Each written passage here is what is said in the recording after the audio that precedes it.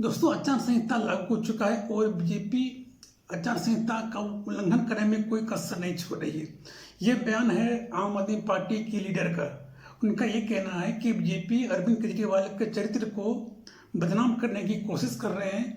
दिल्ली में जगह जगह पे, हर गली हर नुक्कड़ पे बीजेपी अरविंद केजरीवाल का पोस्टर लगा के उनको शराब माफिया, शराब घोटालेबाज कह के पोस्टर लगवा रही है, जो कि ये गलत है। ठीक चुनाव से पहले किसी भी पार्टी को या किसी भी अपोजिशन के बारे में इस तरह का अफवाह फैलाना बिल्कुल ही गलत है, जिसके चलते आम आदमी पार्टी के जो कार्यकर्ता हैं या जो उनके जो लीडर हैं वो इलेक्शन कमीशन ऑफ इंडिया से इसकी शिकायत भी करने वाली हैं। ठीक है, तो ये सरासरी गलत है। बीजेपी कहीं ना कहीं ये डरी हुई है। बीजेपी कहीं ना कहीं चाहती है कि अरविंद केजरीवाल या आम आदमी पार्टी के जितने भी कार्यकर्ता हैं, जितने भी उनके लीडर हैं, उनको वो चोट करना चाहती है। सीधी सी बात है। आम आदमी पार्टी के जो नेता हैं, जो लीडर हैं, जो मुखिया अरविंद केजरीवाल, अभी वो फिलहाल जेल में बंद है। उन पर शराब घोटाले का आरोप लगा हुआ है और हाईकोर्ट ने उनकी पिटीशन को डिसमिस भी कर दिया है।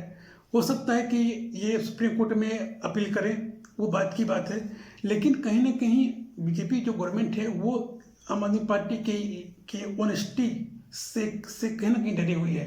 अरविंद केजरीवाल नो डाउट एक ईमानदार नेता हैं, भले उन पे ये आरोप लगा है। हो सकता है कि वो इन आरोप में इंडल्ज हों, हो सकता है। ये कोई प्रूफ नहीं है मेरे पास।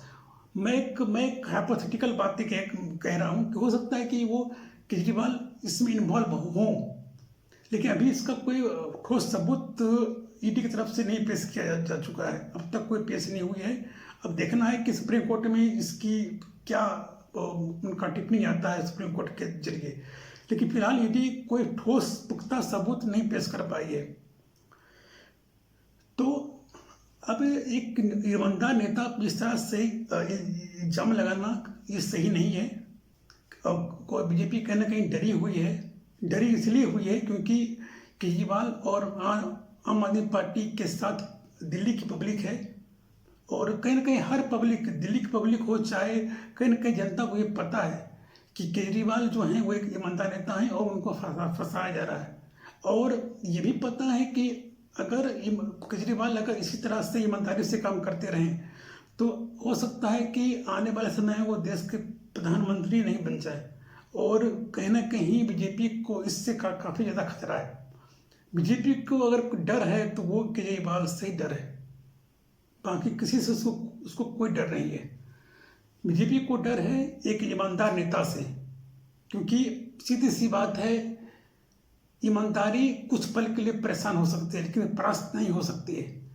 भले केजरीवाल अभी जेल में है लेकिन वो निकलेंगे, जरूर निकलेंगे, तो फिर वो उसी ईमानदारी से, उसी डेडिकेशन से अपने चुनाव प्रचार में लगेंगे और जनता उनको सपोर्ट करेगी, क्योंकि वो जनता के बिहाफ में काम करते हैं, जनता के लिए काम करते हैं और जनता का वो ख्याल रखते हैं। तो बीजेपी को ये सोचना चाहिए और उस पर अमल करना चाहिए कि ये समय का चक्र है। हो सकता है कि आज बीजेपी की सरकार है, कल बीजेपी की सरकार ना हो।